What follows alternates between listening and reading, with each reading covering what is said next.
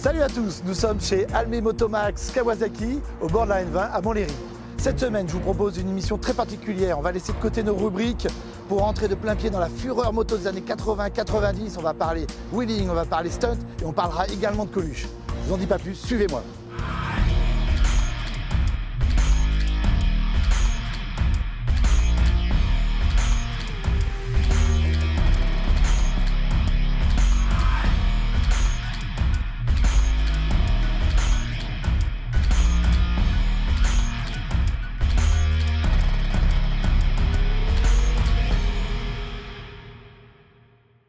Nous voilà donc dans cette très belle concession Kawasaki à Montlhéry, en présence de Richard Almé qui nous reçoit. Bonjour Richard. Bonjour Michael. Nous sommes également en présence de Joël Zerbib, un ami de Richard, ex-rédacteur en chef de Moto 1. Bonjour, bonjour. Alors exceptionnellement, on va faire un petit jeu de micro, parce qu'on a un petit souci technique, mais ça va être réglé, donc ils vont se prêter le micro les copains. Et nous sommes également en présence de Pierre Orluc, actuel rédacteur en chef de Moto Journal. Salut Pierre. Bonjour, bonjour à tous, bonjour Richard. Alors, pour commencer, on va commencer très fort parce que Richard, c'est quelqu'un d'exceptionnel. Il a été pionnier des acrobaties moto. On regarde tout de suite une vidéo. Là, on voit des images de Richard en évolution. Richard, c'est ce qui t'a fait connaître les acrobaties. Ma première tranche de vie, oui. Ta première tranche de vie.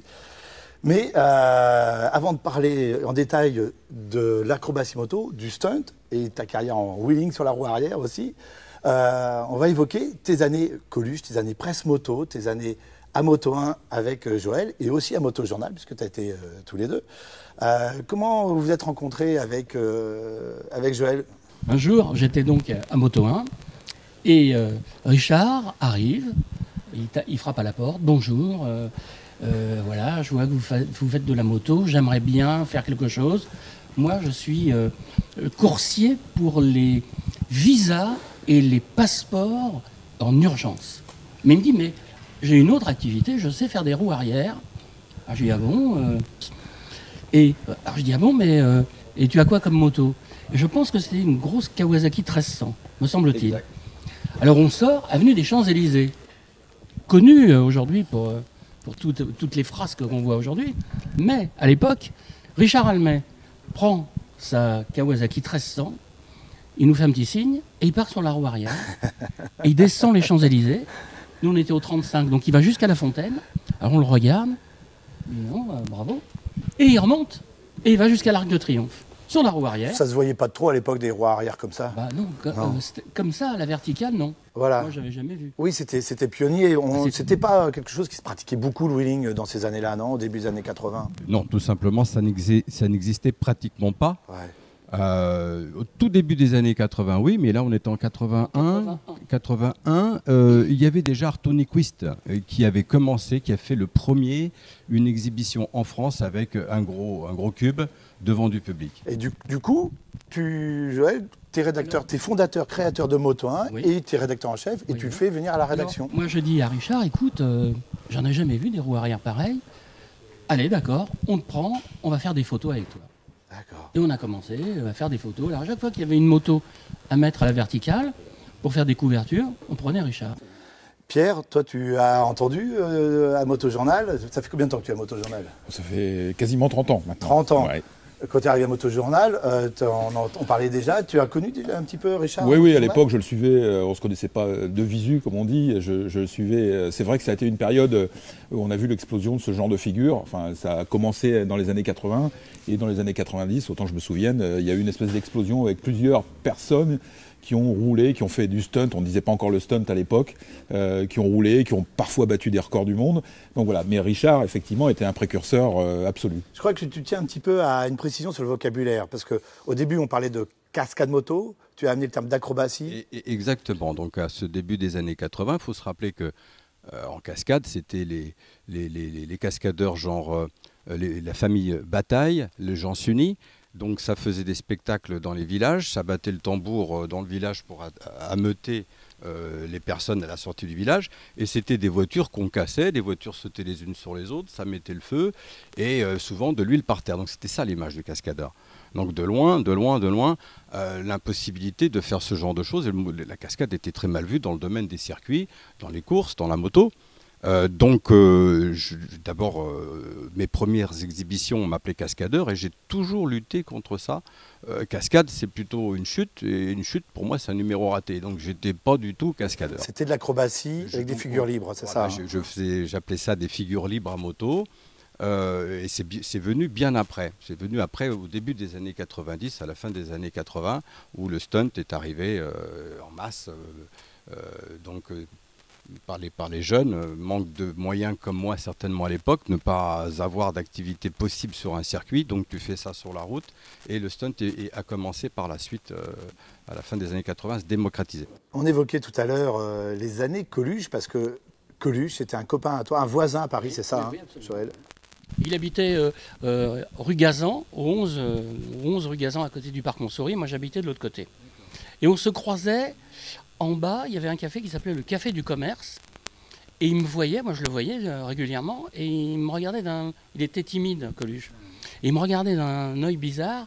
Et un jour, il me dit, je peux te poser une question? Alors je lui dis oui. Il me dit, tu serais pas voleur moto ou garagiste par hasard? Et moi je lui ai dit non, je fais des essais moto à Moto 1. C'est comme ça que Coluche arrive dans la presse moto. Exactement. Et il m'a dit, oh là là, j'adorerais faire des essais. Alors il m'a dit tout de suite, je te demande rien, je suis trop cher. Alors j'ai dit, ça tombe bien, on a des petits moyens. Excellent.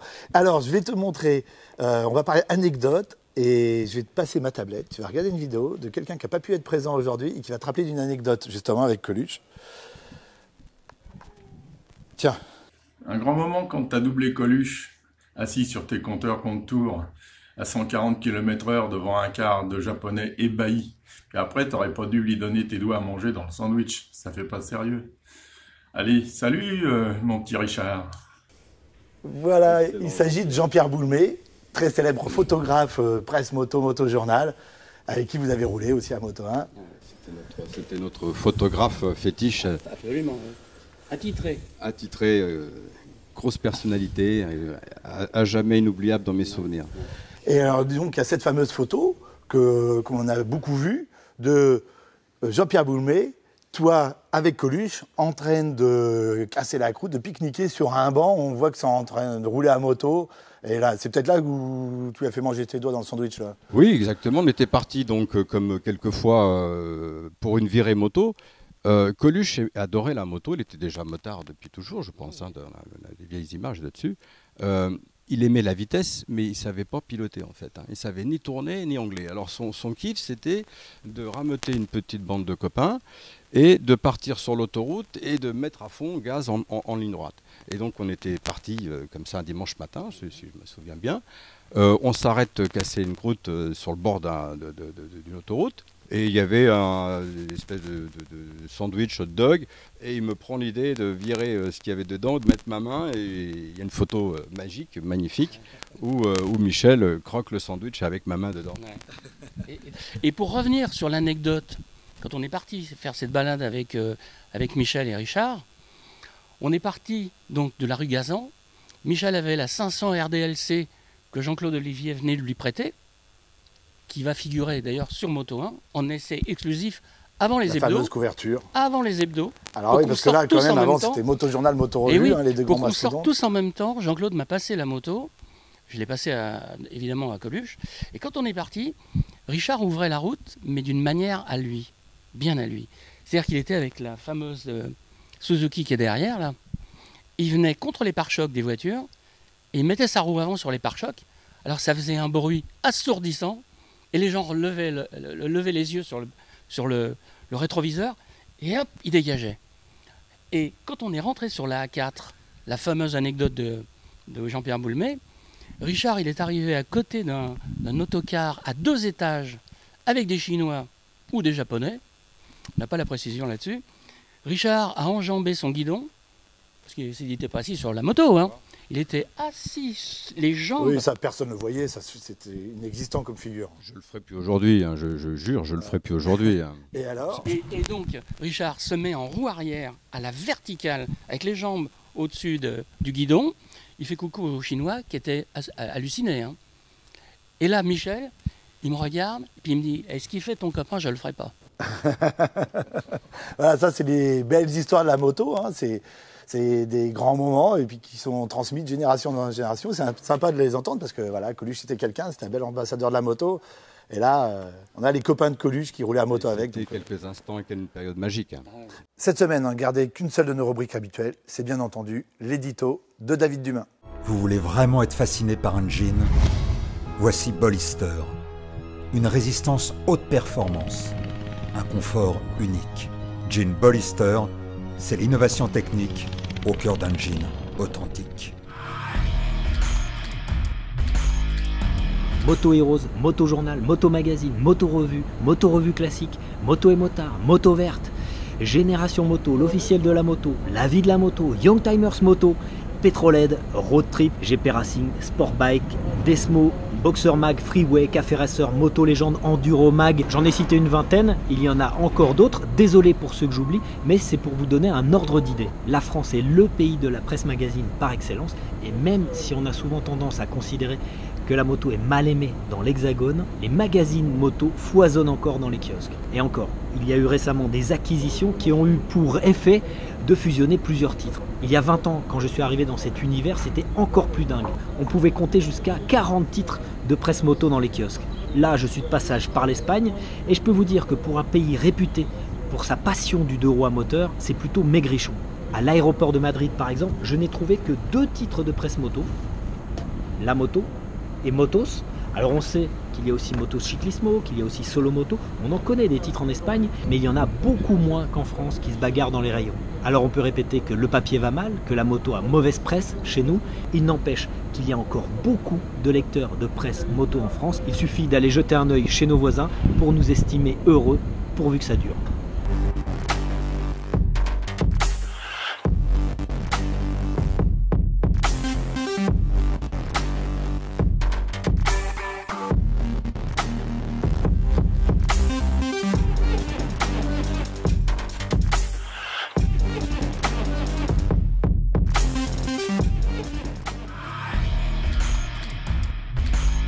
On va parler maintenant un peu plus en détail du stunt. On va créer une rubrique stunt. Et justement, pour inaugurer cette rubrique, j'ai une autre question, une autre petite vidéo à te montrer de quelqu'un qui va te poser une question. Hop, je clique sur ma tablette, je te passe. C'est quelqu'un que tu connais aussi.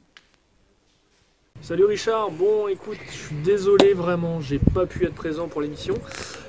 Par contre j'avais une petite question pour toi, je voulais savoir un petit peu qu'est-ce qui a fait que tu as commencé le stunt et pourquoi t'es pas parti dans une autre discipline comme la piste. Voilà, bah écoute, j'attends ta réponse et je te dis à bientôt, ciao. Salut Seb. Voilà, Seb 5. Seb 5, oui. Je pense qu'il fait partie de la 3e génération de stunters.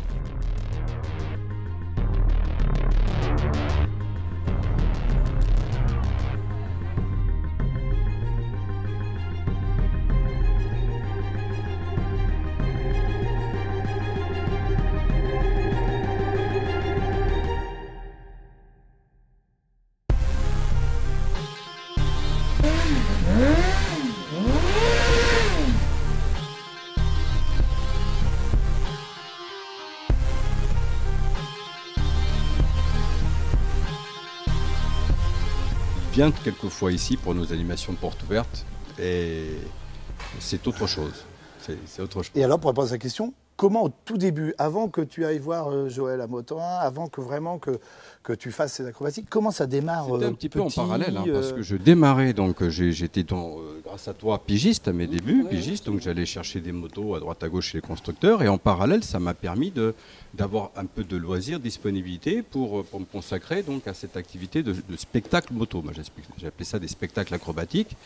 Je suis venu à ça parce que, comme je disais, j'ai pas eu le cran de devenir pilote. Je suis plutôt terre à terre, malgré l'image que ça peut colporter. En fin de compte, je suis pas si risque-coup que ça. J'aime les choses qui finissent bien. Mais j'ai choisi de me donner à fond comme un tremplin dans la vie pour faire autre chose.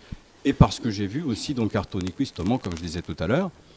On a fait, grâce à Alain Brochery, le premier spectacle à Carole en avril 82, qui était le premier spectacle France où des grosses cylindrées étaient présentées au public. Spectacle qui s'appelait Les Félins, c'est ça? Les Félins. D'accord. C'est donc le Félin est le début, le tout début en France du stunt aujourd'hui, dont je faisais partie. J'étais à l'époque le premier en grosse cylindrée. Voilà, vivre de cette activité, tu as fait des shows après sur d'autres hors moto. J'ai créé ma première entreprise en 83, Promaction, pour pouvoir vendre les spectacles aux organisateurs du monde entier.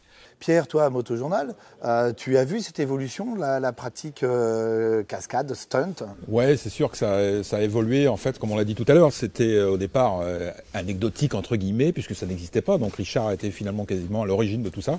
Et puis progressivement, des gens ont boité le pas. Hein. On a parlé de Gilles Husson et ainsi de suite. Et puis dans toute la décennie 90, il y a un certain nombre de personnes, soit des petites entreprises entre guillemets, soit des personnes seules entre guillemets. Je pense par exemple à Jocelyn Hars ou des gens comme ça, qui est concessionnaire aujourd'hui.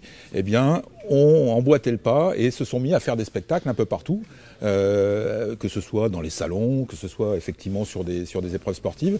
Donc ça, on l'a accompagné, on a vu ce phénomène qui est un peu redescendu, même s'il y a toujours aujourd'hui des stunters, c'est une évidence, mais qui est un peu redescendu par rapport à la grande période qui ont grosso modo été les années 90. Il y a une très grande période, quelqu'un qui a vraiment porté le stunt sur un autre niveau, c'est Acé Farias, que tu as très bien connu et que tu as aidé même. Oui, tout à fait. Acé Farias est un Brésilien qui est venu donc en Europe pour cette activité-là. À l'époque, au milieu des années 80, il ne faisait encore que du vélo trial. Il était tombé sur un article me concernant dans une revue brésilienne et lorsqu'il a eu l'occasion de venir sur Paris, il m'a contacté. Et je l'avais suivi déjà dans la presse effectivement à l'époque. Ça a été le premier pour moi à amener une autre dimension au stunt qui est plus dans un domaine acrobatique, plus du surplace. Et Acé Farias, il me semble avoir été le premier à réussir en roue arrière, à tourner sur place sans les mains. Donc là, on dépasse, carrément, on passait une autre dimension. Voilà, parce qu'aujourd'hui, effectivement, le stunter a des évolutions plus lentes, alors que toi, tu avais besoin de cette vitesse, cette fureur, c'était cette mode avec tes partenaires que l'on voit en drapeau, en maillot de bain derrière toi. Oui, tout à fait. Mais ça allait très vite. À cette époque, donc je n'ai toujours pratiquement travaillé que sur les circuits, il fallait animer toute la ligne droite. Et l'idée de rester sur place à un endroit, on n'avait qu'un court instant, un petit quart d'heure avant le départ de la course, Formule 1 ou autre.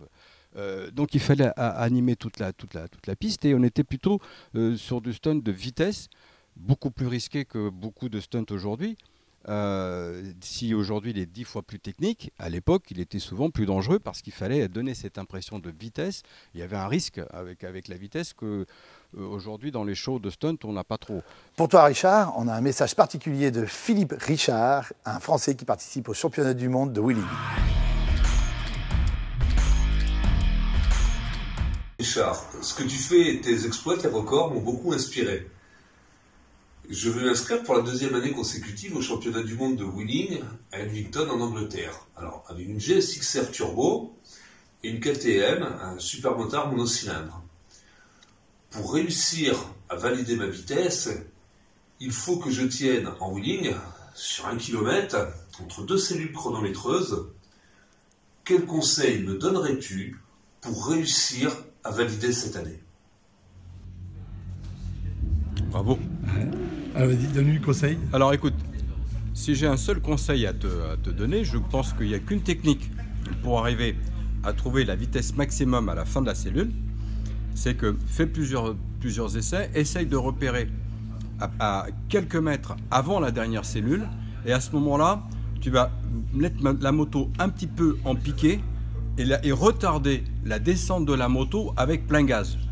C'est sur la descente de la moto à la fin de la cellule que tu vas pouvoir mettre plein gaz et gagner les km/h qui vont être hyper importants. Dans la descente, tu tombes derrière les cellules, tu poses derrière, mais ta descente, tu mets plein gaz. Si tu restes stabilisé avec une moto un petit peu en équilibre, en passant devant les cellules un petit peu en hauteur, automatiquement, tu ne vas pas pouvoir passer toute la puissance de la moto, puisque la moto se retournerait bien sûr.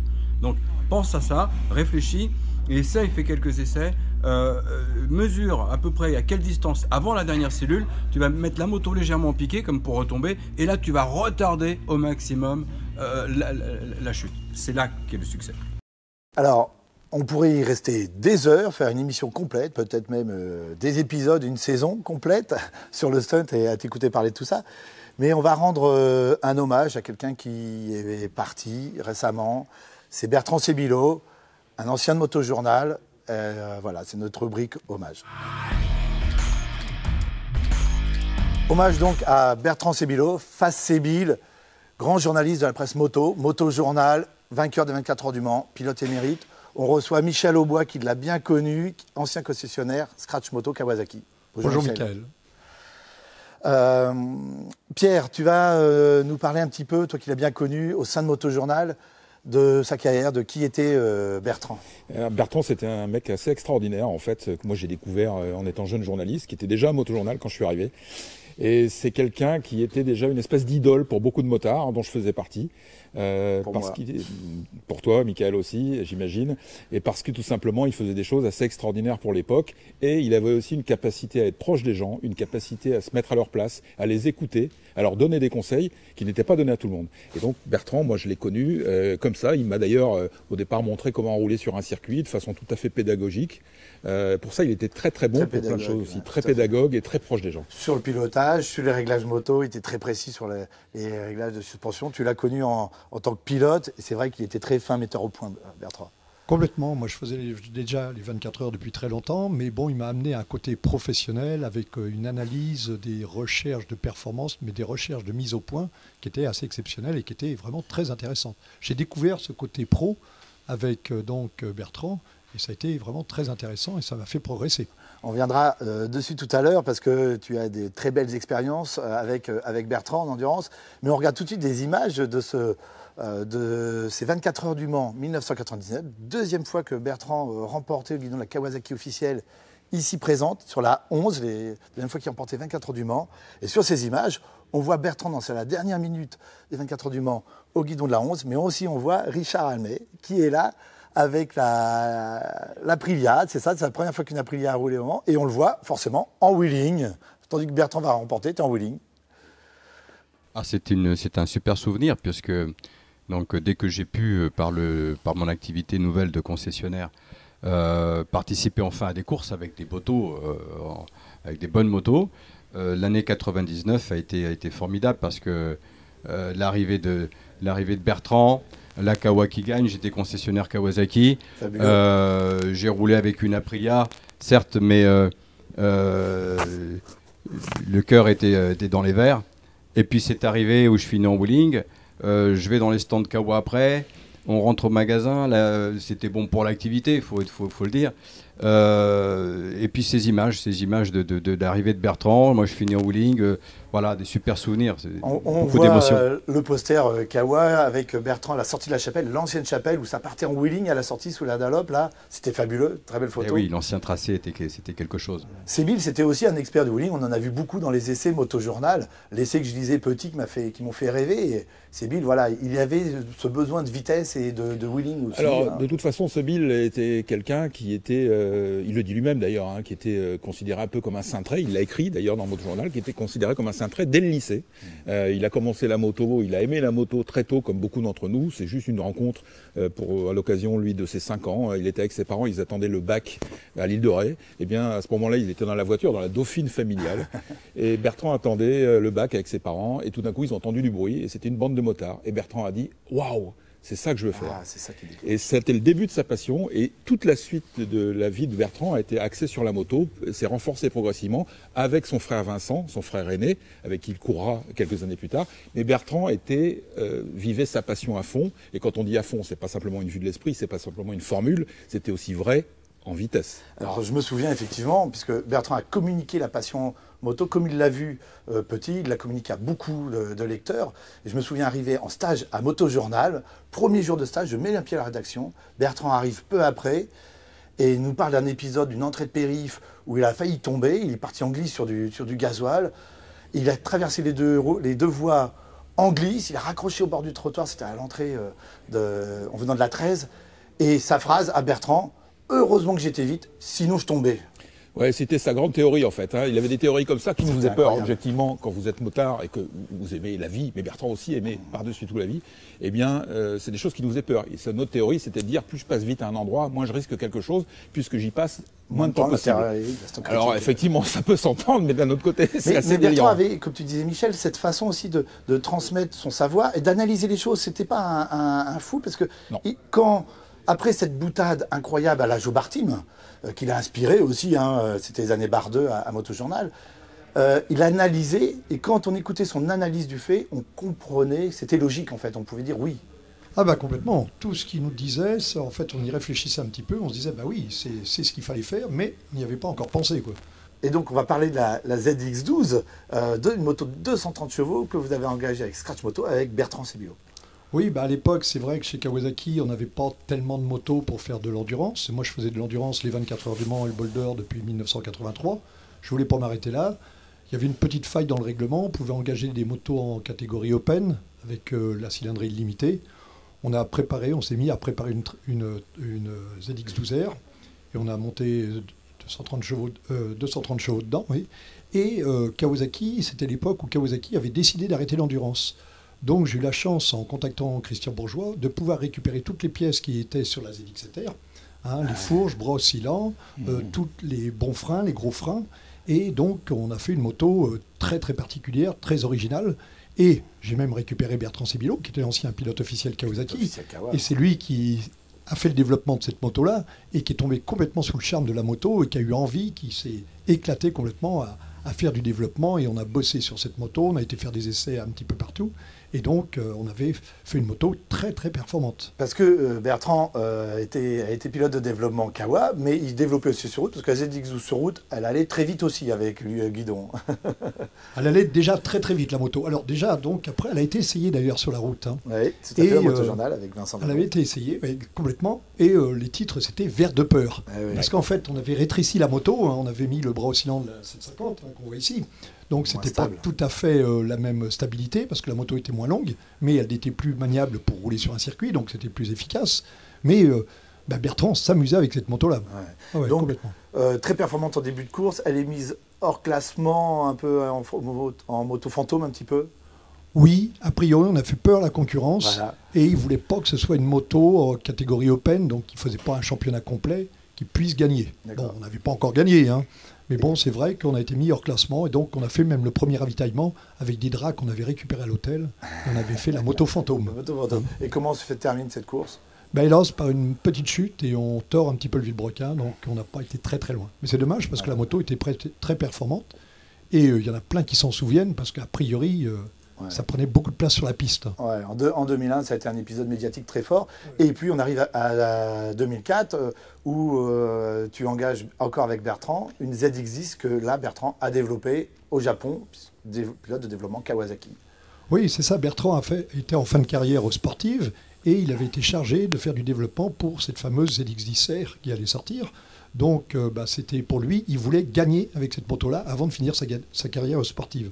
Alors on l'a engagé 2 fois, hélas on a eu des petits problèmes à chaque course, mais bon, on l'a engagé aux 24 heures du Mans et au Boulder, et j'avais une aide de Kawasaki aussi assez importante pour cette moto-là, et il y avait Bertrand qui était encore sur la moto, et qui continuait son développement, mais là avec une utilisation circuit. Et donc 2004, après le Boulder, le lendemain, Bertrand, en allant chez Kawasaki, a l'accident qui va mettre un fin à sa carrière de pilote.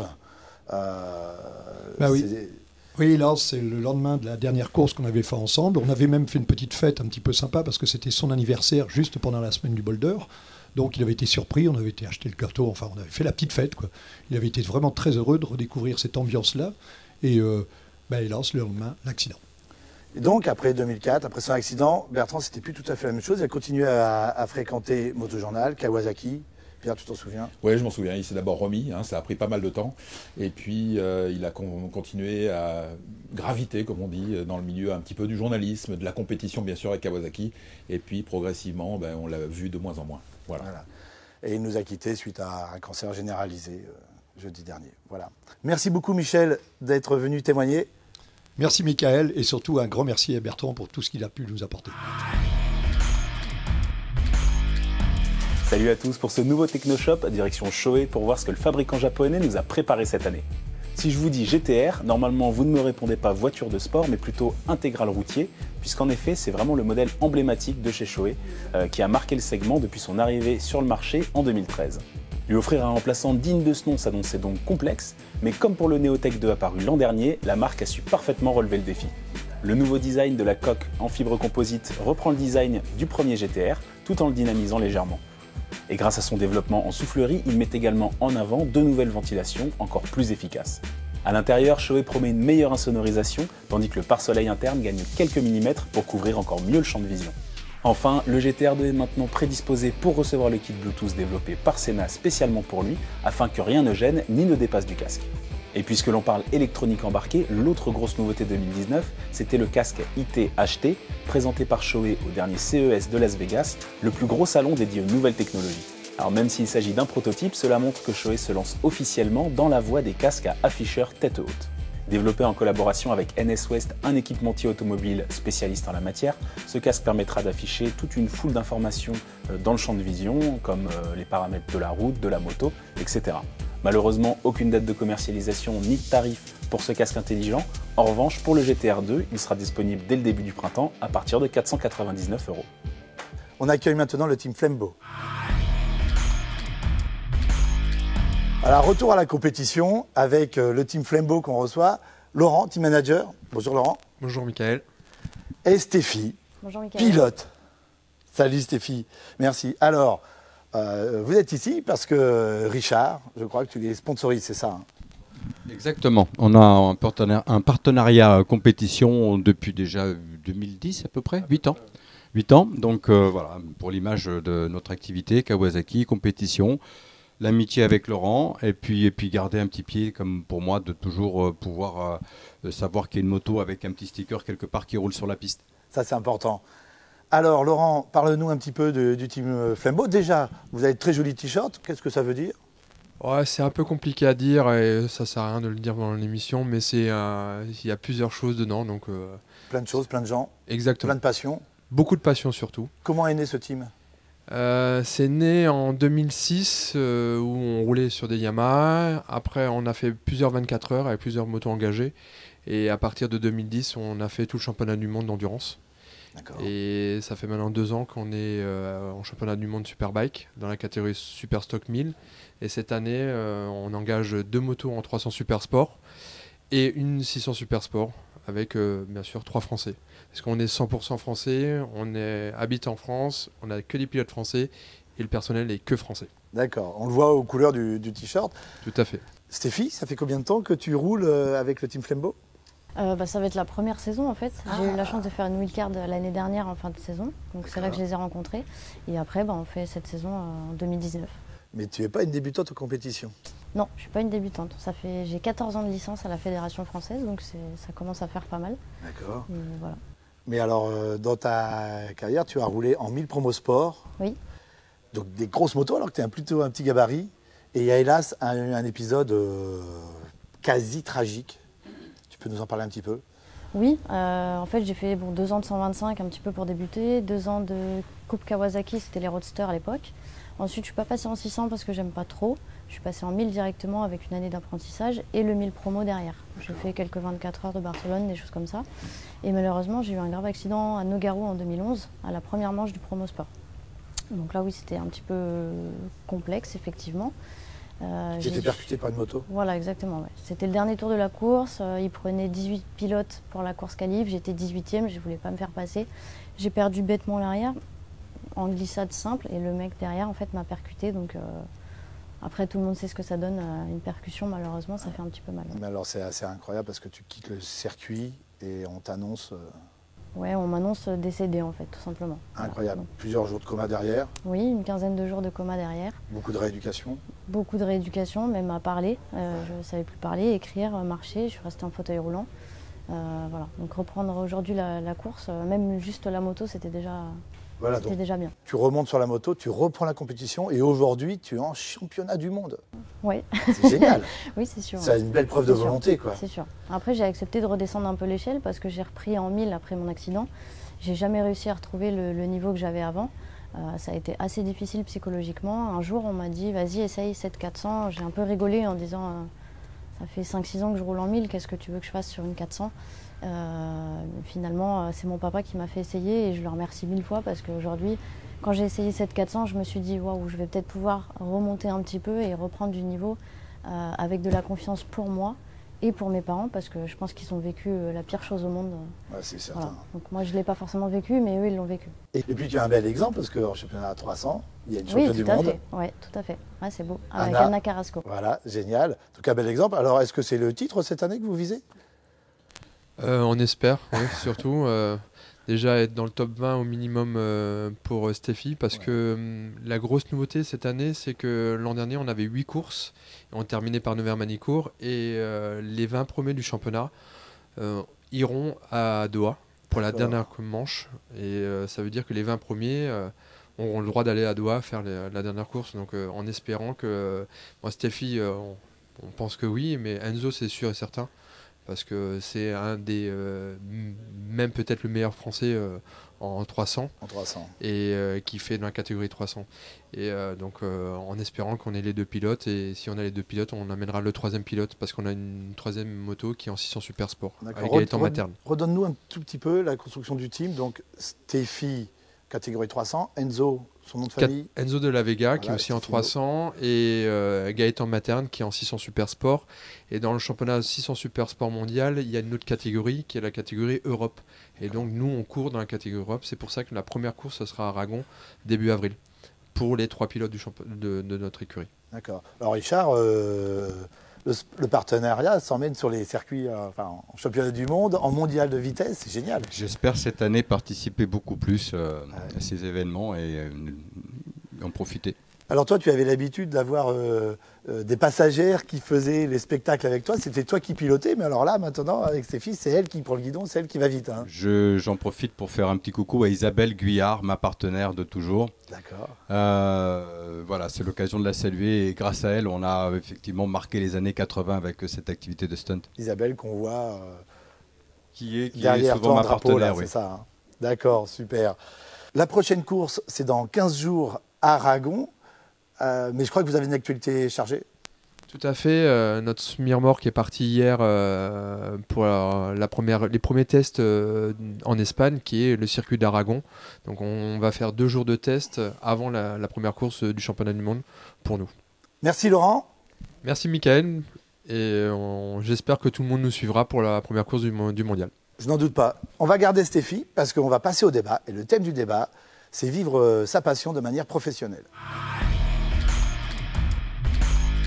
Pour le débat, nous allons parler de vivre sa passion moto de manière professionnelle. On accueille pour cela Christophe. Bonjour. Bonjour Mickaël. Tu vas passer beaucoup de temps ici prochainement. Oui, tout à fait. Ouais. Explique-nous pourquoi. Eh bien, tout simplement parce que j'ai repris la concession Almet Motomax depuis le début de l'année. D'accord. Félicitations. Merci. Donc, je me suis rapproché de Richard pour effectivement voir les différentes disponibilités, les dispositions par rapport à ce rachat. Mais alors, toi, tu ne viens pas du milieu moto, tu rentres de plein pied là, dans le milieu professionnel de la moto. Oui, complètement, oui. Tu viens d'où? Eh ben, j'étais tout simplement dans la téléphonie d'entreprise, qui est un monde complètement différent. Je suis passionné de moto depuis tout petit. Je crois que tu as acheté ta première moto ici, Ma première moto ici, ouais, tout à fait. À Richard. À Richard, exactement. Génial. Ah ouais, une Kawa. Ouais, ouais. Et donc, du coup, pourquoi ce choix? Tu as quel âge? 46 ans. C'est un vrai pari de changer complètement de carrière professionnelle et de s'installer concessionnaire moto? Ouais, complètement. C'est une deuxième vie. C'est-à-dire que je me suis dit à un moment donné, si je veux le faire, c'est maintenant. Les choses ont fait que la rencontre avec Richard m'a permis de le faire également maintenant. Et puis voilà, c'était le bon moment. J'ai estimé que c'était le bon moment.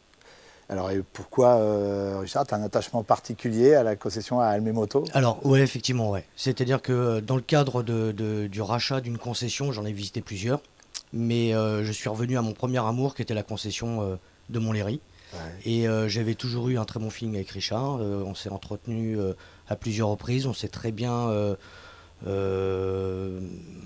entendu tout de suite. Et puis c'était celle-ci que je voulais avoir. C'est le choix du cœur. Voilà, exactement. C'est le choix du cœur, c'est le choix que tu as fait dans toute ta carrière professionnelle, parce que tu as, Richard, toi, avec, si on compte les acrobaties, 40 ans de vie professionnelle moto. Oui, j'ai dû avoir 40 et quelques années d'activité dans la moto, donc par ma première tranche de vie du stunt, mais la concession ici, ça fait 31 ans que j'ai exercé. Mars de ce mois-ci, 31 ans d'activité, et je suis vraiment content d'avoir fait la connaissance de Christophe et quelque part de lui passer le guidon. Voilà, c'est bien. Stéphie, toi, tu n'es pas dans la concession moto, mais tu es aussi professionnelle. Explique-nous un petit peu ton métier. Alors moi je suis brevet d'État en moto, donc en fait j'encadre des journées de roulage, des stages de pilotage avec la fédération aussi également. Et je travaille dans une moto-école. D'accord, qui est juste à côté. 50 mètres. À 50 mètres. Exactement. D'accord. Et c'est un choix que tu as fait très tôt aussi, toi, de dire je vais travailler dans ma passion, dans la moto? Oui, tout à fait, oui. En fait, j'ai arrêté un petit peu les études, entre guillemets, parce que bon, j'étais beaucoup absente à cause des courses et c'était compliqué. Du coup, je suis partie sur un bac pro mécanique moto pour en fait comprendre un petit peu la moto en elle-même. Et quand je roule, je suis capable de savoir bien plus de choses grâce à ce bac pro mécanique. Donc j'ai fait ça. Après, j'ai passé mon diplôme de brevet d'État. Donc j'étais, je crois, la première fille et j'avais 19 ans. En tant que brevet d'État, donc c'était plutôt un challenge. Et ensuite j'ai travaillé, j'avais mon association aussi. Voilà, après ça fait que bon, il y a plein de choses à faire dans la vie, mais je suis montée dans la région parisienne et j'ai rencontré Emmanuel Moulin, qui a fait du super sport notamment à FSBK et avec qui je suis maintenant dans la moto-école à Montlhéry. Est-ce qu'il est difficile d'avoir deux vies séparées, mettre sa vie privée d'un côté, sa vie professionnelle de l'autre, ou est-ce que tout est fusionné quand on vit de sa passion? Moi, ma vie privée, c'est la moto en fait. Donc voilà, il y a des motos, il y en a dans le salon, il y a des étagères, c'est des casques ou des coupes ou autres. Donc en fait, ma vie privée, c'est la moto et si on m'enlève ça, j'ai plus de vie privée, quoi. Voilà. C'est pas possible. Tu confirmes cette fusion des deux mondes, on baigne dans la moto tout le temps quand on vit sa passion. Complètement. Je pense que s'il n'y a pas cette passion et cette capacité à aller au bout des choses, on n'arrive pas, je pense, à vivre de sa passion. Ouais. Et c'est le choix que tu vas expérimenter maintenant, c'est le choix que tu fais. Tu avais ta vie professionnelle totalement différente et là, aujourd'hui, tu vas à fond, 100% moto. Oui, exactement. La passion, elle est rentrée dans la vie privée d'un coup. Donc, effectivement, les deux, maintenant, commencent à cohabiter. Ouais. J'essaye de m'organiser de manière à ce que ce soit pas trop disproportionné, mais pour le coup, en ce moment, en tout cas, ça marche très bien de pouvoir allier les deux. Parce que on ne peut pas, comme disait Richard, on ne peut pas avoir de sa passion, être investi à 100% et la mettre de côté le soir ou le week-end. La passion prend le pas tout le temps, non-stop. Tu avais un petit peu commencé à explorer le milieu professionnel de la moto en créant une marque de vêtements. Ouais, tout à fait. Ouais. Courant 2018, j'ai créé une marque de vêtements qui s'appelle Le Motard Français. D'accord. Et ce qui va bien avec les couleurs de Flembeau. Hein. Exactement, ouais, voilà. Tout à fait. Exactement. Et effectivement, j'ai commencé à rentrer dans le monde de la moto par ce biais-là, parce que c'était quelque chose qui me tenait à cœur également. Et j'ai exposé au Salon du Deux Roues à Lyon il n'y a pas très longtemps, donc j'essaye de me faire connaître et de me faire voir également. Et alors pour te faire connaître, te faire voir, il va y avoir un événement particulier ce week-end, le week-end prochain. Ce sont les portes ouvertes Kawa. Tu peux nous en dire quelques mots? Le Kawa Tour, effectivement, samedi 30 et dimanche 31. Voilà. Donc Kawasaki vient avec son camion, son staff, une vingtaine de motos à l'essai. Et donc on va avoir tout le week-end des motos à l'essai, on va avoir de l'animation, on va avoir des différents événements ponctuels dans le week-end. Et puis tout le staff opérationnel est dispo pour l'événement. Est-ce que Stéphie, tu vas encadrer des roulages sur les portes ouvertes? On ne s'est pas rapproché. Ah bah il va falloir parce que tu as une BE juste à côté qui fait la compétition. C'est clair. Et tu roules, je ne t'ai pas demandé, mais en catégorie 300, tu roules avec quelle moto? Avec une 400 Kawa. 400 Kawa, alors voilà. Ah oui. Voilà, tu es une belle ambassadrice à côté. Exactement, tout à fait. Génial. Ouais. Donc les motards vont pouvoir venir à votre rencontre dans les portes ouvertes et rencontrer Stéphie juste à côté, c'est chouette. Et il y a une autre porte ouverte encore, il y a 2 week-ends de suite. Hein. Tout à fait. Ce week-end, il est totalement dédié à Kawasaki, donc avec le Kawa Tour, gros semi, 24 motos à l'essai. Et on enchaîne le week-end suivant, le 6 et 7 avril, avec tout le site de Montlhéry ici. Donc nos collègues partenaires, Speedway, Triomphe, l'auto-école aussi Moto 91. Et là, on sera plus dédié en ce qui nous concerne à la présentation de 2 marques que l'on distribue à partir de cette année, qui sont la marque MASH et Royal Enfield, où ces toutes nouvelles motos commencent à arriver. Donc le deuxième week-end sera principalement dédié à Royal Enfield. D'accord, parce qu'effectivement là c'est un grand pôle moto, il y a tout pour vivre sa passion à fond. Eh bien Richard, merci beaucoup. Merci beaucoup Michael. De ton accueil, de toutes ces histoires fabuleuses. Merci d'être passé par chez nous. Des belles pages de l'histoire moto. Bonne chance pour ta carrière de professionnel moto, de concessionnaire. Merci Michael. Et puis on va suivre tes exploits en mondial. Ça Merci marche, Stéphanie. je vais prendre l'avion, je vais faire les tests à Aragon dans pas longtemps. À bientôt. Et pour vous, n'oubliez pas de commenter, liker, partager, de rouler à moto. À la semaine prochaine.